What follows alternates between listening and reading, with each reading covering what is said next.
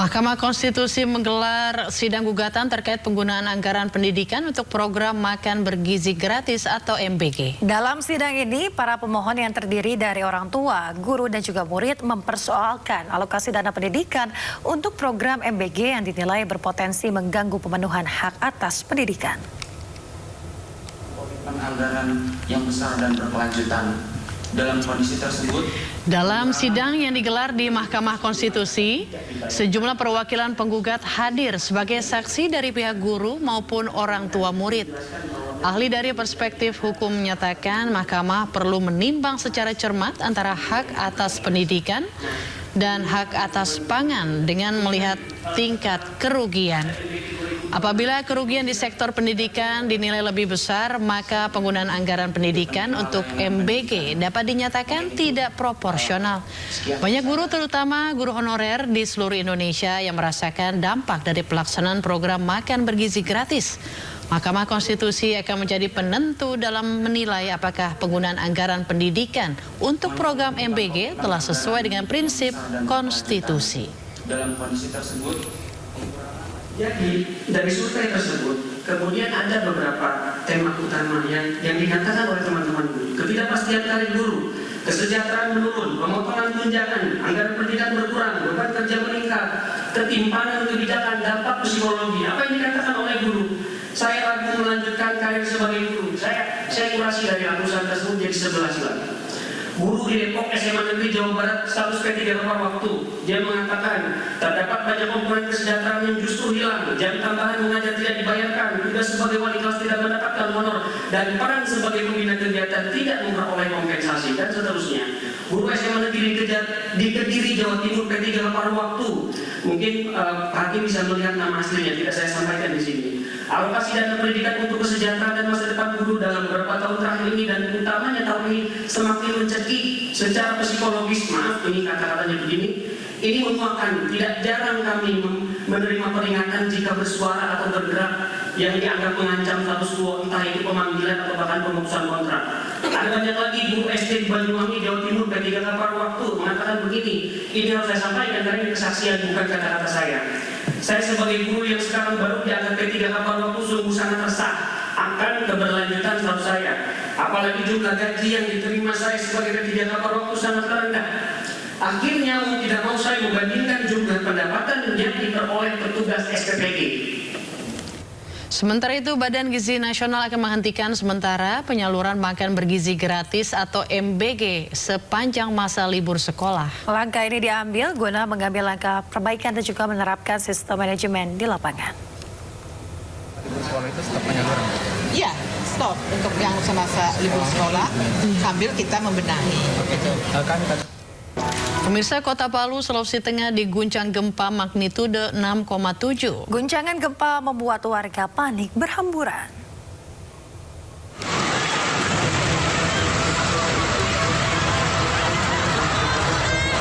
Ratusan siswa, guru, dan orang tua yang hadir dalam acara kelulusan sebuah sekolah berhamburan panik saat gempa mengguncang.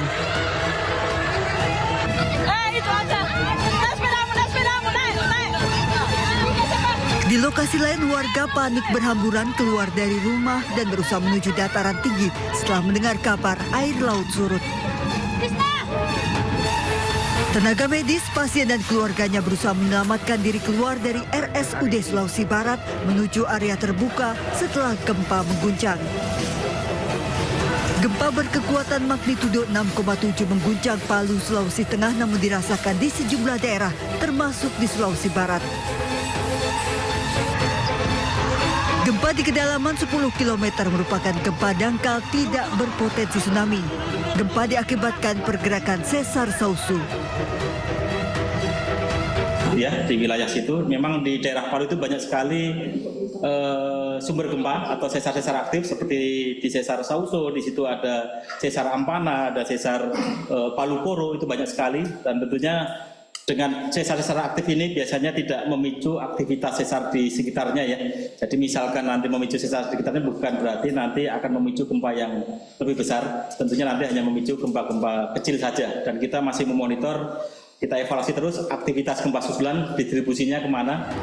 Suasana Meski saat 2018 gempa di Palu sempat memicu likuifaksi, namun hingga saat ini belum ada laporan terjadinya likuifaksi dan longsor. BMKG masih memonitor gempa susulan yang mungkin terjadi mengingat adanya sesar lain di kawasan Palu. Masyarakat diimbau tidak panik dan terus memantau informasi dari BMKG. Tim kontributor iNews melaporkan. Ratusan peserta Jalan Sehat ricu berebut kupon undian berisi hadiah umroh di Surabaya, Jawa Timur. Sejumlah warga berdesak-desakan hingga terinjak-injak.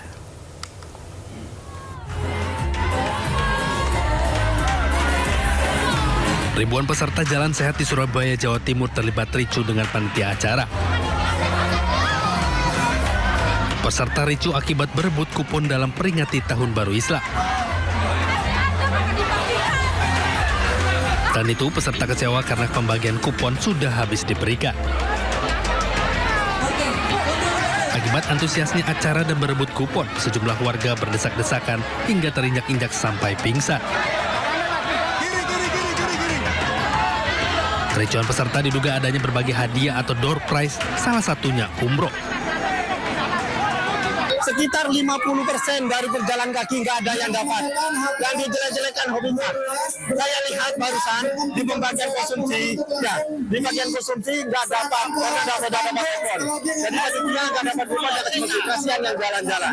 Bapak Ibu sekalian lihat tadi ada sedikit crowded dan akhirnya kita putuskan acara ini walaupun tetap berlangsung tetapi untuk pengundian door prize tidak kita lanjutkan. Dalam door prize yang dijanjikan panitia terbilang menggiurkan, mulai dari televisi, laptop, kulkas, sepeda motor, hingga paket umroh. Meski sempat ricu, acara Jalan Sehat 1 Muharram bisa diatasi oleh panitia. Dari Surabaya, Jawa Timur, Rahmat Ilyasan, iNews melaporkan. Forum diskusi publik yang digelar di UGM dihadiri Kepala BPN Nusron Wahid, Wakil Menteri Pertanian Sudaryono, dan Kepala BP Taskin Budiman Sujatmiko diwarnai ketegangan. Situasi memanas setelah sejumlah mahasiswa tiba-tiba merangsek naik ke atas panggung. Lah kamu masuk, ya udah usah. Oke. Suasana diskusi di Atrium Joglo Gelanggang Inovasi dan Kreativitas Universitas Gadjah Mada memanas. Acara itu dihadiri oleh 3 anggota Kabinet Merah Putih, yakni Menteri ATR BPN Nusron Wahid, Wakil Menteri Pertanian Sudaryono, dan Kepala BP Taskin Budiman Sujatmiko. Dalam diskusi itu, sejumlah mahasiswa menyampaikan kritik terkait isu pertanahan, dugaan penggusuran, kenaikan harga BBM non-subsidi, hingga sejumlah permasalahan yang terjadi di tanah air. Namun di tengah forum yang sudah berjalan sekitar 30-40 menit, tiba-tiba suasana memanas dan tidak kondusif, sehingga acara pun dibubarkan. Wakil Menteri Pertanian Sudaryono memberikan klarifikasi terkait insiden yang terjadi dalam diskusi tersebut. Menurutnya, sejak awal ia dan para narasumber membuka ruang seluas-luasnya bagi mahasiswa untuk bertanya maupun mengkritik kebijakan pemerintah. Saya, Pak Nusron dan Pak Budiman, ya hari ini kan kita mencoba untuk bisa berdialog dengan semua pihak, khususnya pihak kampus, dan kami datang ke UGM, ya, dan sudah direncanakan nama, kemudian juga kita sudah izin dengan pihak UGM-nya, pihak berwenangnya, dan ini bukan event yang pertama. Kemudian ya kita jelaskan, intinya adalah kami bertiga hadir untuk secara demokratis kita berdiskusi. Ditanya apa aja nggak ada masalah. Kita ditanya apa aja nggak ada masalah. Dihadiri kayak apa aja kita oke, nggak ada masalah. Jadi kita udah jalan bagus, kemudian ya ada diskusi di situ gitu. Nah kemudian ada sekelompok orang kemudian mengganggu dan tidak menginginkan adanya dialog itu. Para narasumber juga menyampaikan permohonan maaf kepada mahasiswa yang hadir dengan niat berdiskusi namun tidak dapat mengikuti forum secara optimal akibat situasi yang terjadi. Tim Liputan iNews melaporkan. Mantan Ketua BEM Universitas Gadjah Mada periode 2025, Tio Ardianto, menjadi sorotan karena menemukan alat pelacak di mobilnya. Ini ya? Ya, betul. Wah. Teman-teman sekalian, bisa dilihat ini adalah alat pelacak yang namanya PBX Finder. Saya tahu ini karena muncul di notifikasi ponsel saya. Kemudian tadi kita cari dan kita temukan alat pelacak ini ada di bawah kendaraan. Video yang diunggah mantan Ketua BEM Universitas Gadjah Mada periode 2025, Tio Ardianto, viral di media sosial. Dalam video ini, Tio memperlihatkan terdapat benda hitam yang menempel pada rangka bawah kendaraannya yang diketahui PBX Finder. Tio mencari alat tersebut usai muncul notifikasi bahwa ada PBX Finder yang bergerak bersamanya. Diketahui PBX Finder ialah GPS mobil untuk rental mobil yang berfungsi memantau lokasi real-time guna mencegah pencurian dan terkait aturan batas wilayah.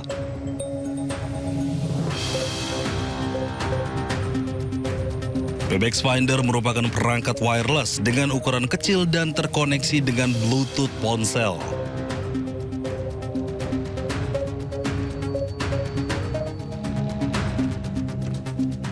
PBX Finder merupakan kategori GPS portable, memiliki kartu GSM dan mampu melacak dalam jarak ribuan kilometer dengan deviasi atau ketidakakuratan jarak kurang lebih 5 hingga 20 meter. Alat ini dapat mengirimkan sinyal GPS selama terhubung dengan jaringan seluler atau satelit dan memiliki kekuatan baterai hingga 30 hari. Namun, Tio tidak mengetahui siapa yang memasang alat pelacak ini. Meskipun terdeteksi oleh Bluetooth, tetapi Tio cukup kesulitan menemukan alat ini. Tio menduga pemasangan alat pelacak ini usai dirinya vokal menyuarakan kritik dan memimpin aksi demonstrasi bertajuk Gejayan Memanggil di Yogyakarta beberapa waktu lalu.